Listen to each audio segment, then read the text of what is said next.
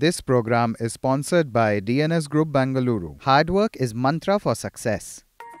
DNS Polyfab private limited के व्यापार की शुरुआत 2003 में श्री मुरली मनोहर सराफ के मार्गदर्शन में हुई थी।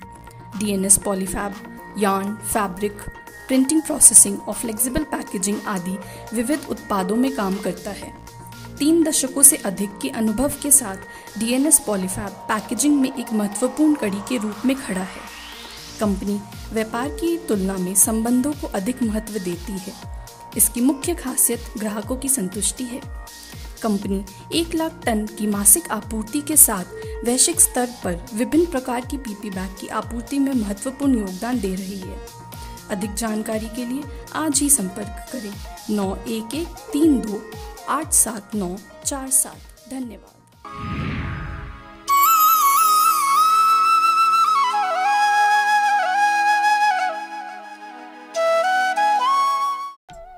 नमस्कार। विश्व साहित्य के इतिहास में गीता प्रेस के सनातन साहित्य को अग्रणी माना जा सकता है। पिछले 98 सालों से अधिक समय में गीता प्रेस की पुस्तकें किसी न किसी तरह हमारे जीवन का न केवल अंग बनी हुई है, बल्कि हमारी संस्कृति और सभ्यता को संवारने और निखारने का महती कार्य कर रही है। मैं रश्मि मेनन इसी गीता प्रेस के सनातन साहित्य से हर हफ्ते आपको नई नई बातों और कुछ अनछुए पहलुओं को लेकर आपके समक्ष प्रस्तुत होती हूँ। और आज एक बार फिर जय श्री राम, जय श्री कृष्णा के साथ आपका गीता प्रेस के सनातन साहित्य से सत्य और शांति की खोज प्रोग्राम के साथ प्रस्तुत हूँ। इसी क्रम में सबसे पहले सबको एक बार फिर से मेरा प्रणाम करते हुए लेकर चलती हूँ गोरखपुर, जो कर्म भूमि है गीता प्रेस की और एक लंबे समय से करीब 99 साल के इतिहास को कुछ मिनटों में समेट गागर में सागर भरने के महत्व कार्य को आपके सामने प्रस्तुत करती हूँ। श्री गणेशाय नमः। गीता प्रेस के संस्थापक श्रद्धेय श्री जयदयाल जी गोयनका, जिनका जन्म ज्येष्ठ कृष्ण छठ विक्रम संवत 1942 को चुरू राजस्थान में हुआ था। गीता इनका प्रमुख विषय था। गीता पर ही ये प्रवचन करते थे। तो उस समय के टाइम में लगभग आज के 100 वर्ष 110 वर्ष पूर्व गीता की शुद्ध पुस्तक उपलब्ध ही नहीं थी। इन्होंने किसी प्रकार कोशिश करके गीता की शुद्ध पुस्तक उपलब्ध करी और उसके बाद अपने सत्संगियों में और लोगों में प्रचार के लिए लगभग 6000 प्रति कलकत्ते में छपवाई। लेकिन छप कर के आई वो तुरंत जो है लोगों ने हाथ की हाथ ले भी ली, लेकिन उसमें बहुत अशुद्धियाँ रह गई। तब भगवत प्रेरणा से उनको विचार आया कि अपनी खुद की प्रेस होनी चाहिए। प्रश्न ये था कि प्रेस कहाँ पर खोला जाए। इस बात को उन्होंने भगवान की प्रेरणा मानकर कि गीता प्रेस की ही स्थापना की जाए, जिसमें हम शुद्ध गीता छाप सकें और भी आध्यात्मिक ग्रंथों को लोगों को दे सकें। ये विचार उनके मन में उदय हुआ। उस समय घनश्याम दास जी जालन तथा महावीर प्रसाद जी पोदार ने गोरखपुर में प्रेस खोलने का सुझाव इस प्रस्ताव के साथ दिया कि वो दोनों गोरखपुर में रहते ही हैं, प्रेस का काम दोनों मिलकर संभाल लेंगे।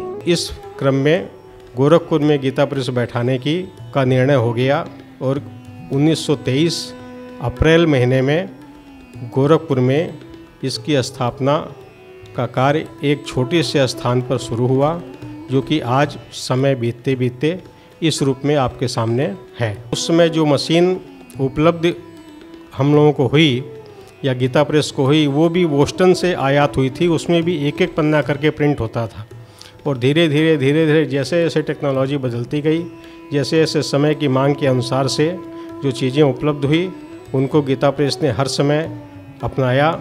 और जो लेटेस्ट टेक्नोलॉजी आज हिंदुस्तान में उपलब्ध है या विदेशों से भी आयातित है, उन मशीनों के द्वारा आज हम कार्य कर रहे हैं और आध्यात्मिक जगत की मांग को पूरा कर रहे हैं। आज के दिन गीता प्रेस के पास समय अनुसार एवं ज़रूरत अनुसार छपाई मशीनें और जिल्दबंदी की मशीनें भगवान की कृपा से पूर्ण रूप से उपलब्ध है। गीता प्रेस अब तक लगभग 72 करोड़ पुस्तकें छाप चुकी है और 15 विभिन्न भाषाओं में छापती है। गीता प्रेस कि खुद की पूरे भारतवर्ष में 21 दुकानें हैं, 48 रेलवे स्टेशनों पर स्टॉल है और एक नेपाल में भी दुकान है। गीता प्रेस के अलग आयामों में गोविंद भवन कार्यालय कलकत्ता में, जहां पर गीता प्रेस की स्थापना हुई थी, स्वर्गाश्रम ऋषिकेश में 7 गीता भवन हैं। गीता प्रेस के संस्थापक श्रद्धेय श्री जयदयाल जी गोयंका, जो सेठ जी के नाम से लोकप्रिय थे, वही मुख्य थे। उनके साथ सहयोगी में श्रद्धेय श्री हनुमान प्रसाद जी पोद्दार, जिनको भाई जी के नाम से भी जानते थे, और परम श्रद्धेय श्री रामसूरदास जी महाराज, जिनको हम स्वामी जी के नाम से भी जानते हैं। इनका अनुव्रत सहयोग रहा और भी बहुत सारे भगवत प्रेमी जुड़े जिनका हम नाम तक नहीं जानते, और उन्होंने जो सहयोग दिया वह अतुलनीय है और अवर्णनीय है। जैसा कि हम सभी जानते हैं कि गीता प्रेस भगवान की है और गीता प्रेस का काम भगवान का काम है, इसीलिए दिनों दिन पल्लवित और पुष्पित हो रहा है। गीता प्रेस अप्रैल 2023 में अपने 100 वर्ष पूरे करने जा रही है, तो ये गीता प्रेस का शताब्दी वर्ष को एक उत्सव के रूप में मनाने जा रहे हैं। इस उत्सव में आप सभी सनातनी भाइयों का सहयोग उपेक्षित है। नारायण नारायण नारायण नारायण।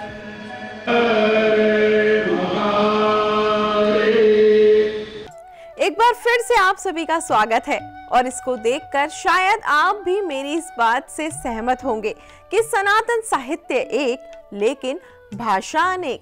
यह इसलिए भी कि गीता प्रेस की पुस्तकें भारत की करीब करीब हर भाषाओं में मौजूद हैं, और साथ ही नेपाली और अंग्रेजी में भी। गीता प्रेस के अब 100 वर्ष अगले साल पूरे हो रहे हैं, और इससे संबंध साप्ताहिक रंगारंग कार्यक्रम की शुरुआत पिछले वर्ष 24 जुलाई को की गई थी।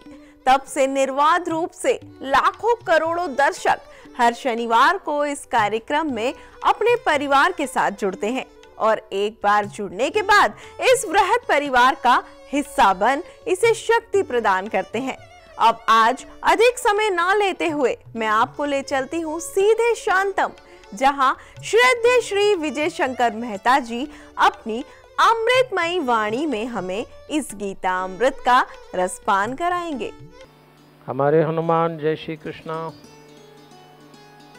पवन तनय तुम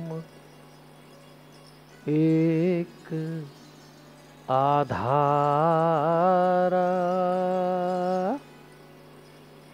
कथा कहूँ मैं मति अनुसार।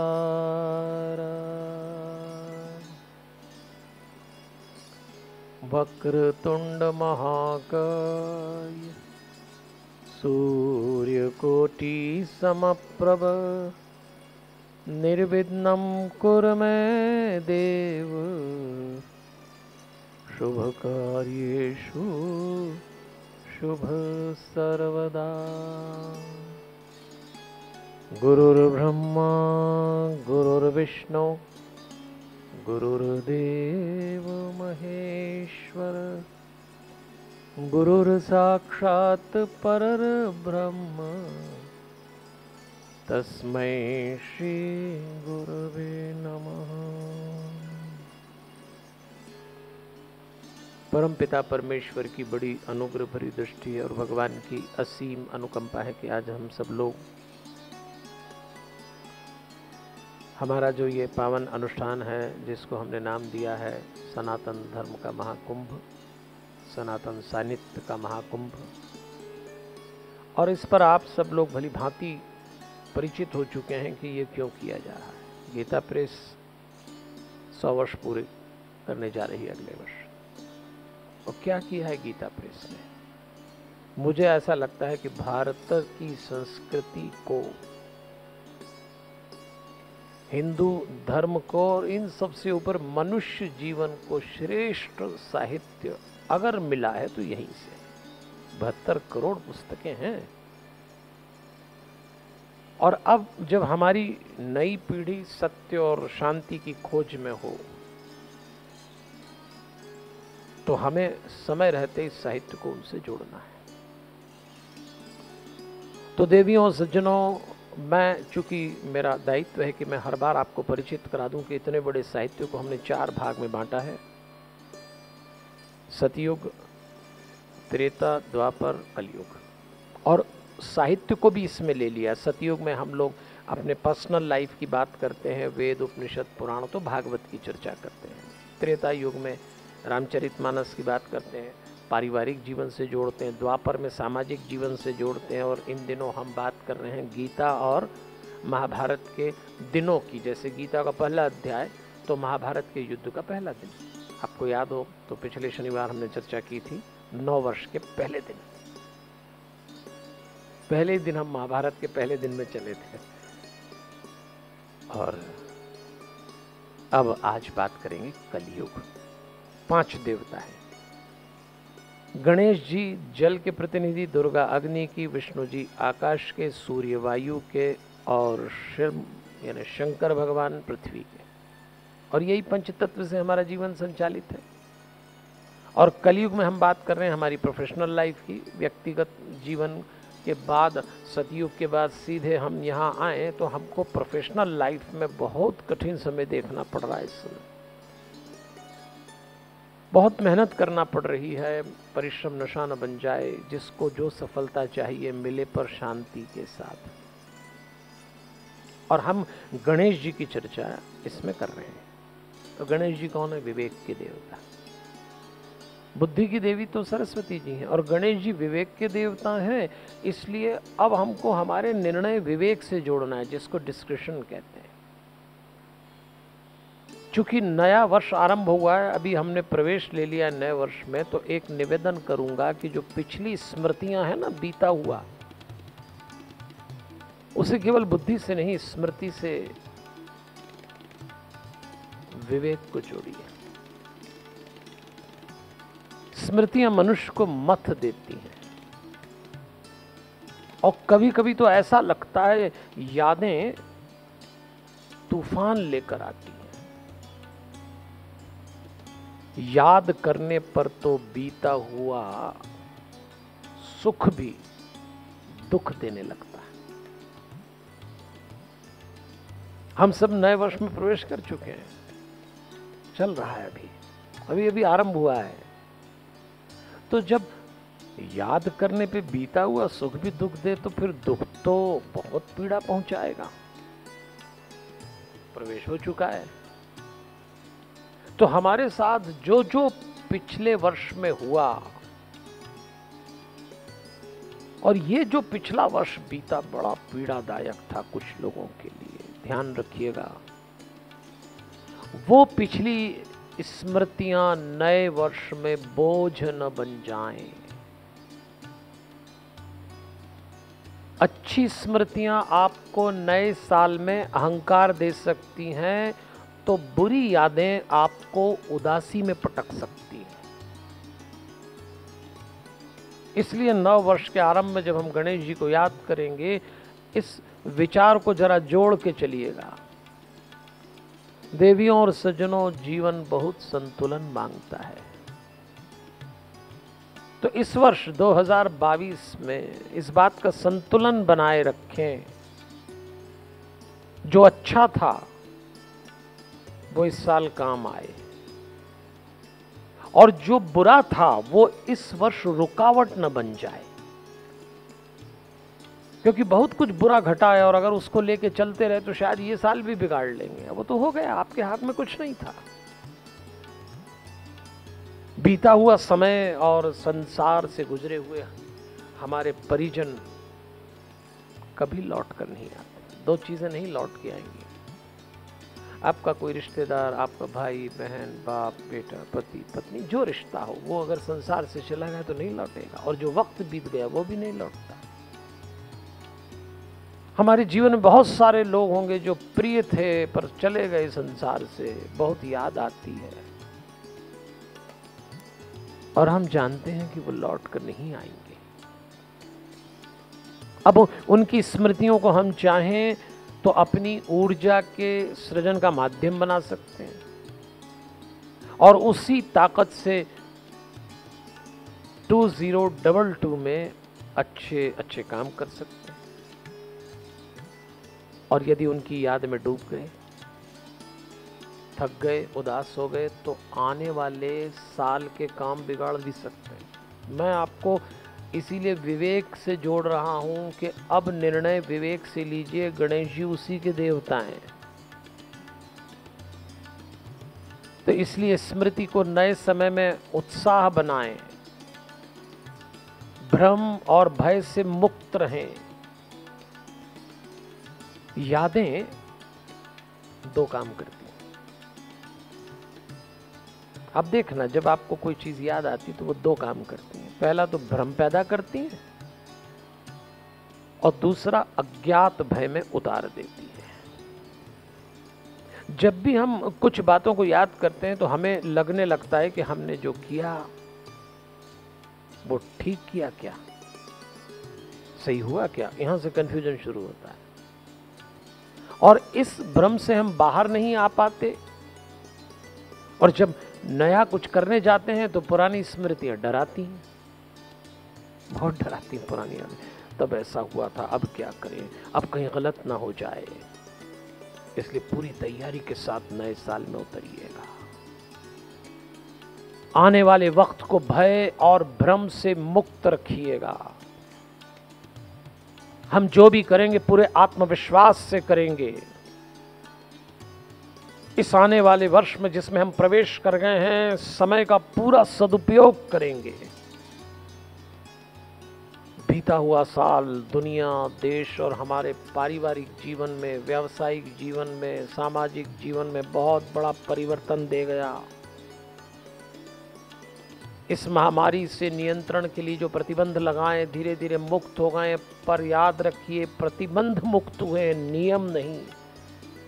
हो सके तो अभी भी मास्क पहनिए, सोशल डिस्टेंसिंग रखिए, साफ सफाई रखिए, अपने आप को बचा के चलिएगा।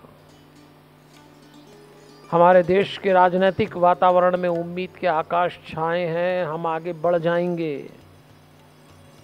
पर ये बादल कहीं बिन बरसे न चले जाएं। इसलिए हर एक को समुद्र की एक बूंद की तरह जल से भाप वापस उस आकाश में पहुंचाना है। गीता प्रेस का प्रत्येक साहित्य आपके भीतर की रचनात्मक गतिविधि को जागृत करता है। इस साहित्य की ये विशेषता है। मैं इसीलिए लोगों से आग्रह करता हूं कि इस साहित्य को बार बार अपने बच्चों के जीवन में उतारिए। हमें इस समय इसकी बहुत जरूरत है। तो याद दिला दूं, पंचदेव की बात कर रहे हैं, कलयुग का विषय है, पंच तत्व से जोड़ रहे हैं और बात चल रही है गणेश जी महाराज की। वैसे तो आप लोग गणेश जी के बारे में कई बार बहुत सुन चुके होंगे, बहुत सुना आपने। हमारे शास्त्रों में गणेश जी की उत्पत्ति के अनेक कथानक हैं। शिव जी से प्रकट हुए तो विनायक नाम है, स्वयंभू है, स्वयं भी प्रकट हुए हैं। पर गणेश जी के जन्म को लेकर, उनके प्राकट्य को लेकर जो सबसे लोकप्रिय कथा है, आइए थोड़ा सा उसमें चलते हैं और उस कथा में से वो बातें निकालें जो हमारे जीवन की काम की है। गणेश पुराण पढ़िएगा। गीता प्रेस ने अनेक विद्वानों के विचार उसमें समाहित किए हैं। हुआ यूं कि जब पार्वती जी विवाह होकर आई कैलाश, तो कैलाश तो भगवान की मस्ती का केंद्र था। वहां कोई बहुत ज्यादा अनुशासन व्यवस्था तो थी नहीं, सब मस्त ओगड़ फकीर कलंदर थे सब। अब जब पार्वती जी आई तो एक छोटा सा महल बना। अच्छा, पार्वती जी की सखिया का नाम था जया और विजया, खास सखी। तो उन्होंने कहा कि माता जी आप आई हैं, हम आपके साथ आए हैं, तो अब ये देखो ना, यहाँ तो कोई नियम ही नहीं है।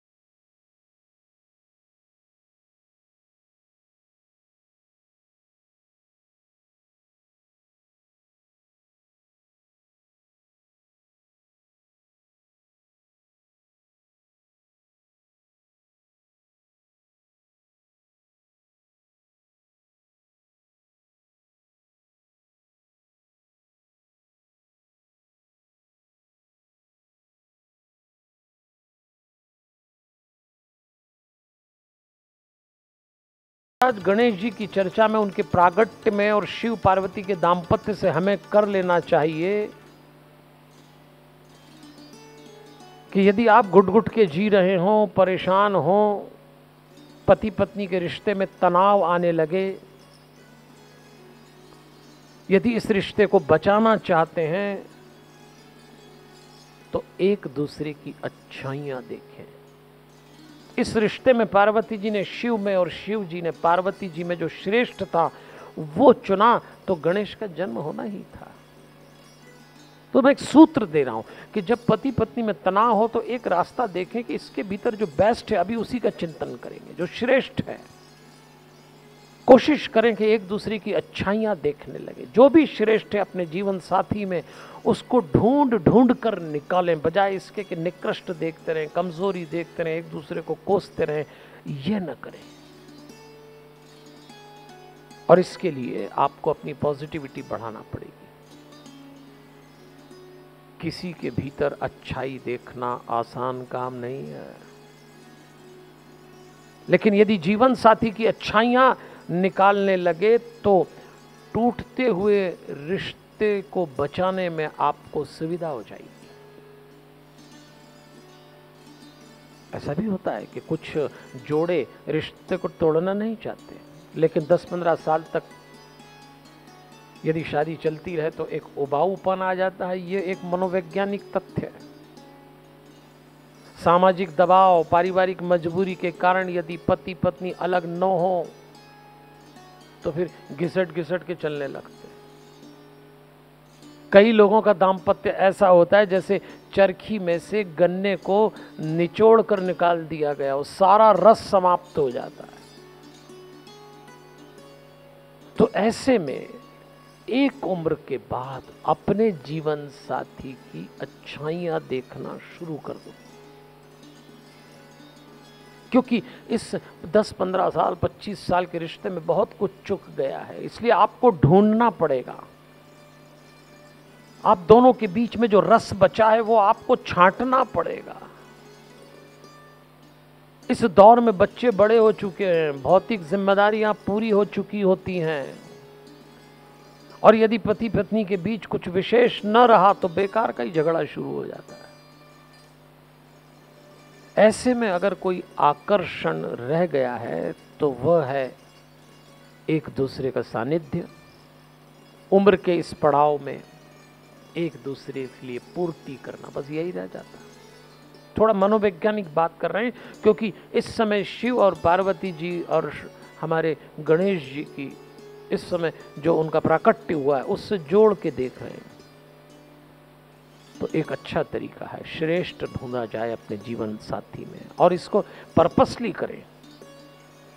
यदि आपके पास अच्छा ढूंढने का मकसद है तो आप मान कर चलिए कि अपने जीवन के उत्तरार्ध में आप वैकुंठ का निर्माण कर रहे हैं। जिस स्वर्ग की तलाश में लोग जिंदगी बिता देते हैं, वो स्वर्ग जिंदगी के मध्यांतर में या मध्यांतर के बाद थोड़ा उत्तरार्ध में भी आपको मिल सकता है, जिसको बुढ़ापा कहते हैं, प्रौढ़ता भी कह लो। पर आपके हाथ में है। यही काम शिव और पार्वती लगातार करते चलते हैं। इसीलिए तो गणेश आए, विवेक का देवता जो प्रथम पूज्य हुआ। और गणेश जी को आप सामान्य देवता मत मान लेना। गणेश जी लेखक थे महाभारत के और भागवत के। इसीलिए जब महाभारत और भागवत आप पढ़ें तो इसकी लेखनी, इसके शब्दों में जो विशेष बात आई है कि इसका लेखक विवेक से जागृत था। आप ये ना सोचें कि महाभारत घर में रखेंगे तो झगड़ा हो जाएगा, इससे का कोई लेना देना नहीं है। जिन पंक्तियों के रचयिता भले व्यास जी हैं, पर लेखक तो ये थे। इसलिए याद रखिएगा, गणेश जी का जो पूरा दृश्य है, आश्चर्य पैदा करता उनका रूप अद्भुत है और प्रतीकात्मक भी है।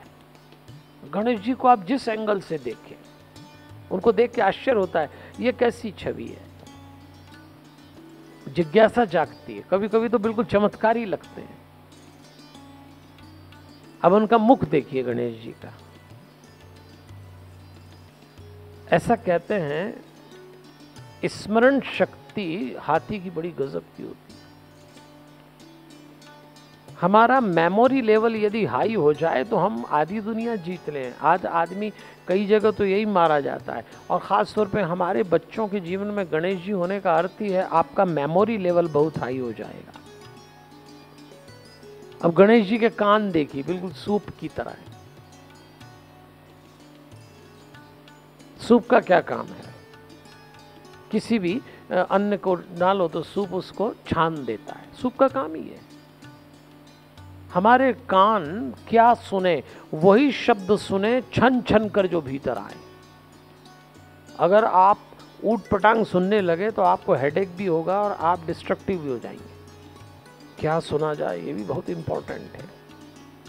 और नेत्र के तो कहने क्या, छोटे से नेत्र उस नस तक देखें, लेकिन गणेश जी के छोटे नेत्र ये बात बताते हैं कि दृष्टि बड़ी बारीक है। दृष्टि ही ऐसी है जिसको विशालता के साथ दृश्य ले, पर दृश्य जब विशालता के साथ ग्रहण करें तो सूक्ष्मता से उसका एनालिसिस करें। देवियों और सज्जनों, ये दौर ऐसा है कि हमारे बच्चे क्या देखें इसके प्रति हमको अतिरिक्त रूप से जागृत होना पड़ेगा। ये बड़ा खतरनाक दौर है। पुराने समय हमारे और आपके वक्त में अश्लील दृश्य बड़े सीमित थे, प्रतिबंधित थे, लेकिन आज के समय कुछ ऐसे दृश्य हैं कि आपको कहीं दूर जाने की जरूरत नहीं है। हथेली पर एक उंगली दबा के संसार की अश्लीलता निकल सकती है। तो क्या देखें हमारे बच्चे?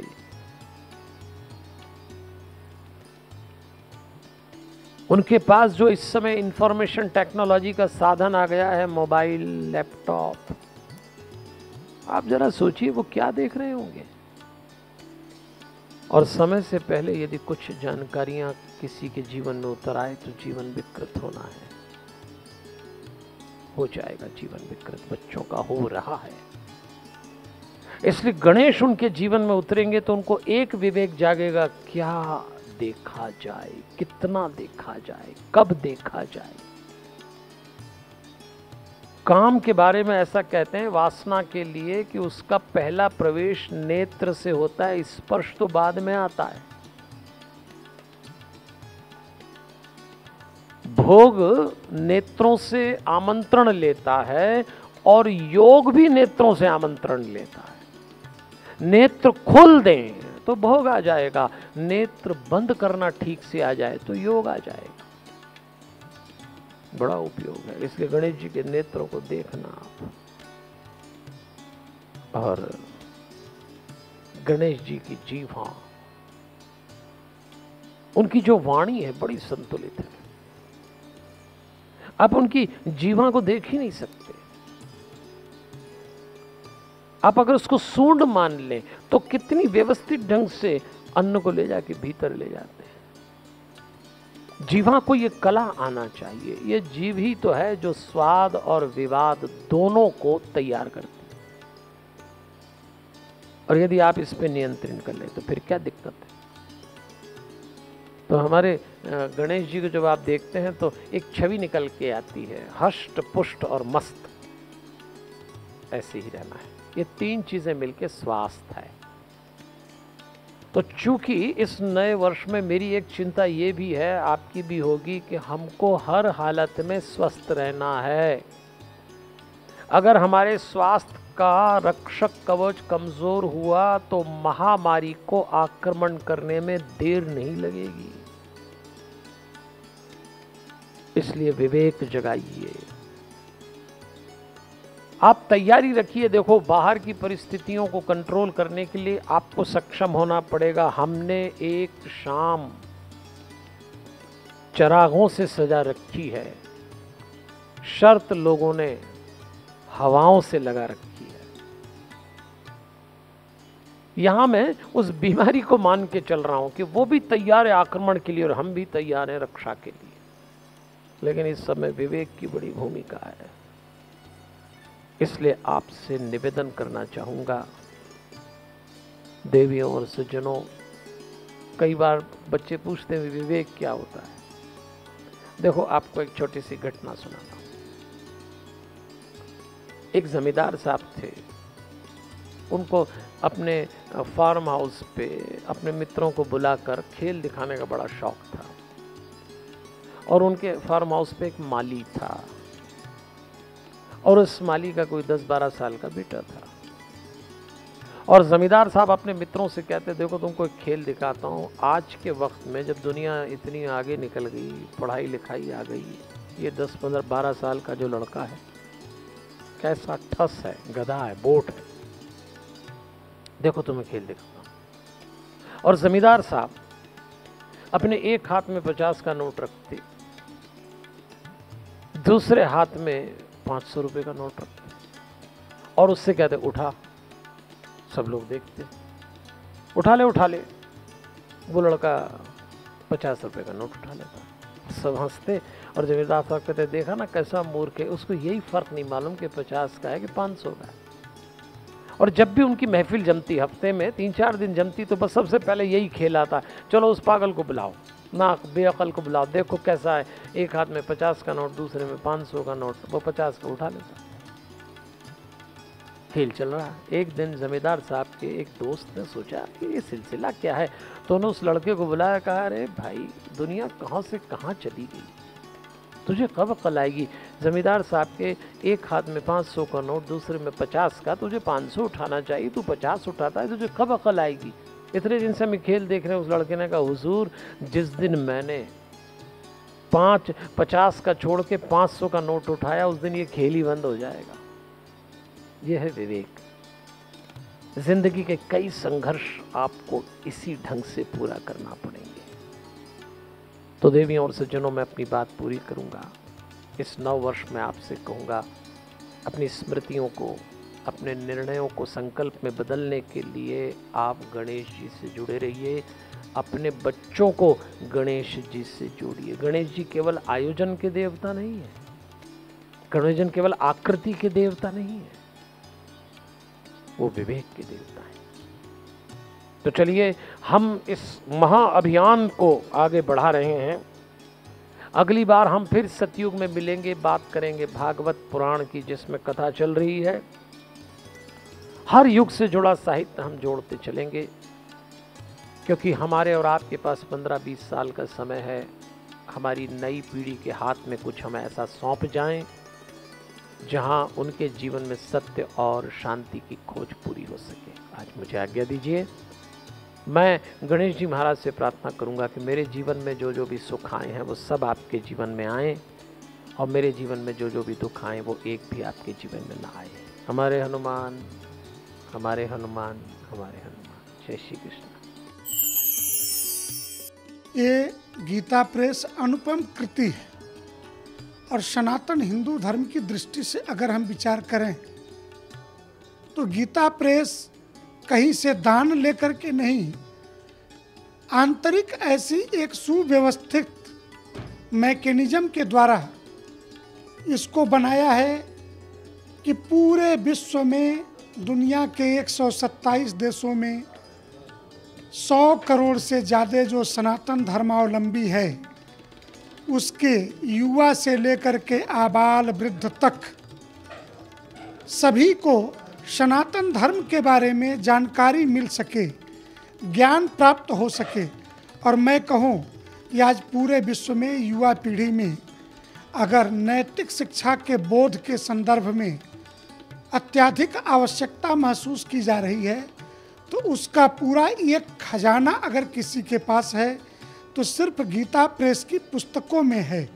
गीता के बहाने भाई जी ने जो तंत्र खड़ा किया, यह तंत्र सनातन हिंदू धर्म के ज्ञान मार्ग के लिए एक आधार स्तंभ है। आने वाली पीढ़ियों की समझ को विकसित करने के लिए और उसे और बढ़ाने के लिए जो कार्य गीता प्रेस ने किया है, बाकी किसी प्रेस का इतना बड़ा योगदान नहीं है। पिछले साल से अब तक हर शनिवार को इसी समय इसी ज्ञानवर्धक प्रोग्राम के प्रसारण के साथ हम सब जुड़ते हैं।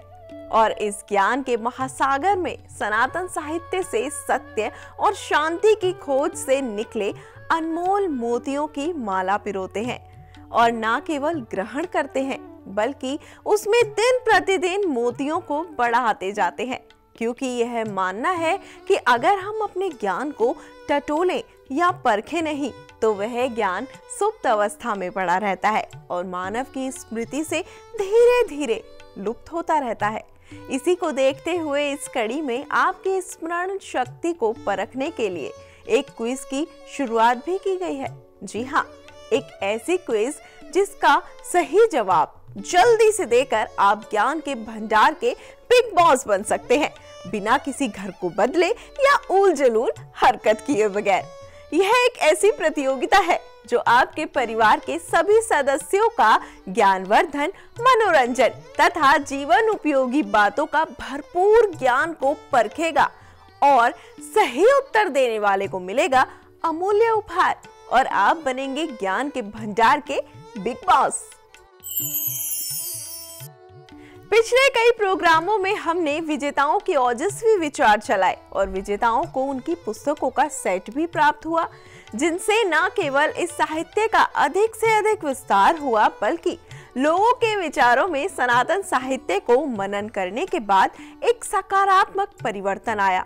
आज हमारे साथ जुड़ी है कानपुर से श्रीमती नेहा शर्मा जी, जो न केवल विजेता थी बल्कि पुरस्कार प्राप्ति के बाद इन्होंने इस अमृत तुल्य पुरस्कार को अपनी उदयमान पीढ़ी में बांट रही हैं। कहते हैं प्रत्यक्ष को प्रमाण की आवश्यकता नहीं है, तो अब हम सीधे चलते हैं कानपुर, जहां नेहा शर्मा जी इस ज्ञान के प्रकाश को फैला रही हैं। राधे राधे सभी को। मैं नेहा शर्मा, कानपुर की निवासी, एक बार फिर से इस वीडियो के माध्यम से आपको धन्यवाद करना चाहती हूँ। देखिए, विगत 4 माह पूर्व मुझे गीता प्रेस वालों ने सुयोग्य पाठक के रूप में सम्मानित किया था, जिसके परिणाम स्वरूप मुझे उन्होंने ये ज्ञानवर्धक पुस्तकें भेंट स्वरूप दी।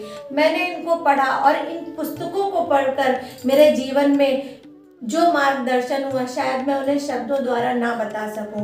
बस मैं आपसे ये आग्रह करूंगी कि ज़्यादा से ज़्यादा इनकी पुस्तकें पढ़िए, फिर देखिए कि कैसे ज्ञान की ज्योति आपके हृदय में प्रज्वलित हो सकती है। और साथ ही साथ मैं अपने धार्मिक शिक्षण संस्थान में जिस प्रकार अपने बच्चों में संस्कार प्रवाह कर रही हूँ, उसी प्रकार इन पुस्तकों के माध्यम से आप भी अपने बच्चों को सनातन धर्म से अवगत करा सकते हैं। तो ज़्यादा से ज़्यादा इनकी पुस्तकें पढ़िए। मैं अपने बच्चों के संदेश भी आपको सुनवाऊंगी, जिससे आप ये महसूस कर पाएंगे कि किस तरह हमारे बच्चे सनातन धर्म को प्रेम दे रहे हैं, स्नेह दे रहे हैं, उसको समझ रहे हैं। तो चलिए ले चलते हैं अपने शिष्य की तरफ। आपको कैसा लगा यार? राधे राधे सभी को। राधे राधे सभी को। मैंने यहाँ करके सीखा कि हमें जीवन में सदैव सत्य बोलना चाहिए। आज मैं आपको अपने मन की भावना एक श्लोक के द्वारा बताऊंगा। यदा यदा हि धर्मस्य ग्लानि भवति भारत, अश्वत्थानम् अधर्मस्य तदात्मानं सृजाम्यहम्। राधे राधे सभी को। राधे राधे सभी को। अपने धर्म के बारे में मैंने कई से अनगिनत रहस्य जाने और रहस्य जानने के बाद मेरे जीवन का बहुत ही अच्छा मार्गदर्शन हुआ है और मेरे अंदर कई बदलाव भी आए हैं जो कि मेरे लिए बहुत लाभदायक है। राधे राधे सभी को। जय जय श्री राधे। इस सत्य और शांति की खोज में आपसे गीता प्रेस के प्रकाशनों के बारे में हर शनिवार को इस कार्यक्रम में आपके ज्ञान के भंडार को सुप्त अवस्था से निकालने के लिए एक प्रश्न पूछा जाएगा और आपको उसका उचित तथा अनुकूल उत्तर देना है। अब तक आप हमारे ज्ञानरथ ऐप से पूर्णतया परिचित होंगे। अगर अभी तक आपने इसे डाउनलोड नहीं किया है तो प्ले स्टोर में जाकर इसे डाउनलोड करें और इसकी सहायता से अपनी भागीदारी सुनिश्चित करें। गीता प्रेस के ज्ञानरथ ऐप में बहुत ही निष्पक्ष एवं वैज्ञानिक तरीके से लाखों सही उत्तर देने वालों में प्रथम 3 विजेता चुने जाएंगे और इन्हें दिए जाएंगे अनमोल उपहार। विश्वास रखिए, यह उपहार आपका ज्ञानवर्धन करेंगे और आप व आपके परिवार को प्रेरित करेगा सत्य, धर्म और संस्कारों की राह पर चलने को। पिछले सप्ताह का प्रश्न था, जिज्ञासा आपकी, खोज सत्य की। पिछले सप्ताह का प्रश्न, भरत जी की पत्नी का क्या नाम था? उर्मिला, मांडवी, सीता, श्रुतकीर्ति। ज्ञान रथ ऐप में तुरंत ही इसके उत्तर देने वालों की झड़ी लग गई, परंतु सही उत्तर यहीं पर आपको बताते चलें।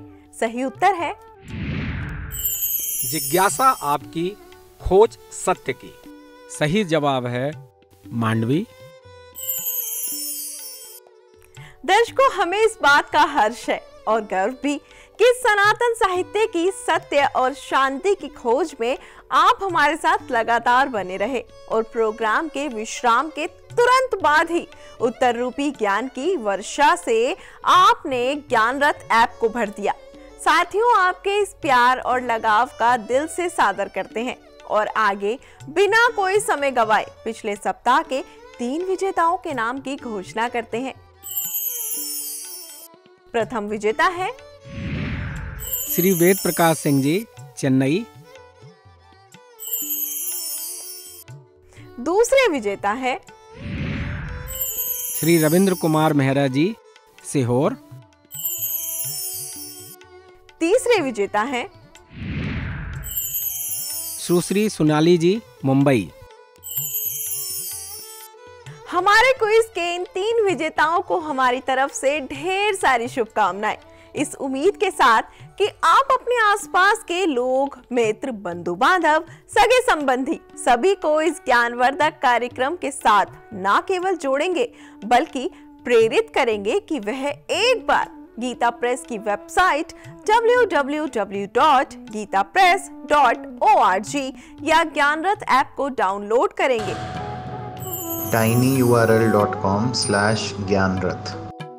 यहाँ यह भी बताते चले कि आप हमारी वेबसाइट के जरिए घर बैठे अपनी रुचि अनुसार पुस्तकों का चयन कर सकते हैं और इन्हें ऑर्डर कर मंगवा भी सकते हैं।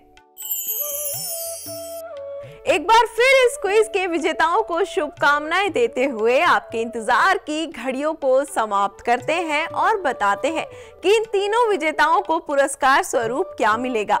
प्रथम विजेता को 51 पुस्तकों का सेट, दूसरे विजेता को 31 पुस्तकों का सेट, तीसरे विजेता को 11 पुस्तकों का सेट। इसके साथ ही हमारे ऐप ज्ञानरथ के राष्ट्रीय प्रश्नोत्तरी प्रतियोगिता 2022 में भाग लेकर आप भी फ्री में तीर्थ यात्रा कर सकते हैं। श्री राम जन्मभूमि अयोध्या धाम, भोले बाबा की त्रिशूल पर टिकी काशी वाराणसी तथा गुरु गोरखनाथ की नगरी एवं गीता प्रेस की कर्मभूमि गोरखपुर।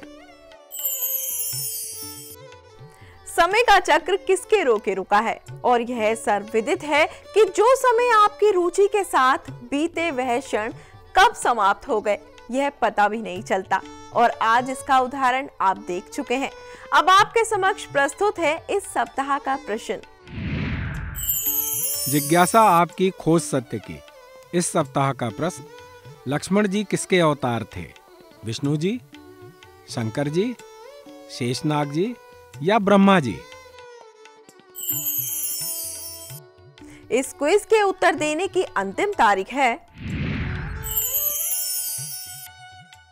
मुझे इस बात का हर्ष है और हम इस बात के आभारी हैं कि अब तक आप में से कितने लोग मेरे ये कहते कहते ज्ञानरथ ऐप पर उत्तर भेज चुके होंगे, परंतु फिर भी आपको बताते चलें कि इस क्विज के उत्तर देने की आखिरी तारीख है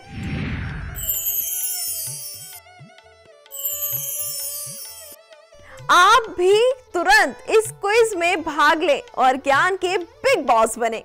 देर किस बात की, उठाइए मुट्ठी में फोन, खोलिए अपनी मुट्ठी और अपने ज्ञान के इस भंडार को परखिए एवं ज्ञानरथ ऐप पर सही उत्तर भेजकर गीता प्रेस की पुस्तकों का सेट प्राप्त करें तथा अपना और अपने परिवार का ज्ञानवर्धन करें, क्योंकि अंत तो गत्वा ज्ञान ही आपका असली और सच्चा साथी है। हर चीज नश्वर है लेकिन ज्ञान आपके साथ ही रहता है और आपके चाहने के अनुसार हमेशा गंगा यमुना की धारा की तरह प्रवाहित होता रहता है। इस सप्ताह गीता प्रेस के सनातन साहित्य से सत्य और शांति की खोज कार्यक्रम को अब देते हैं विराम और अगले सप्ताह फिर से ज्ञान, ध्यान, धर्म की बातें करेंगे और गीता प्रेस के साहित्य द्वारा मार्गदर्शित पथ पर अग्रसित होंगे। कहते हैं समय की गति कभी नहीं रुकती और यह निरंतर अपनी गति से चलता रहता है।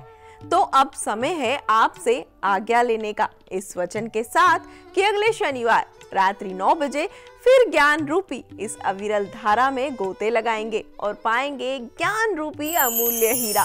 इसी के साथ ही मैं रश्मि मेनन आप सब से एक अपील के साथ आज्ञा लेती हूँ कि सुरक्षित रहिए, सुरक्षित रखिए, 2 गज की दूरी बनाए रखिए, बिना जरूरत के भीड़ भाड़ में बिल्कुल नहीं जाएं और मास्क का प्रयोग तो जरूर करें, जिससे हम माँ भारती की सेवा करते हुए नारा लगा सके।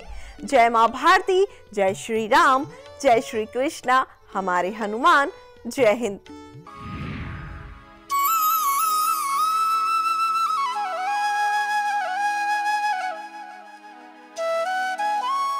This program was sponsored by DNS Group Bangalore. Hard work is mantra for success.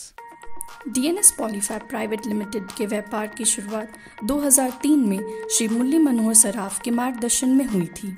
DNS Polyfab yarn, fabric, printing, processing और फ्लेक्सिबल पैकेजिंग आदि विविध उत्पादों में काम करता है।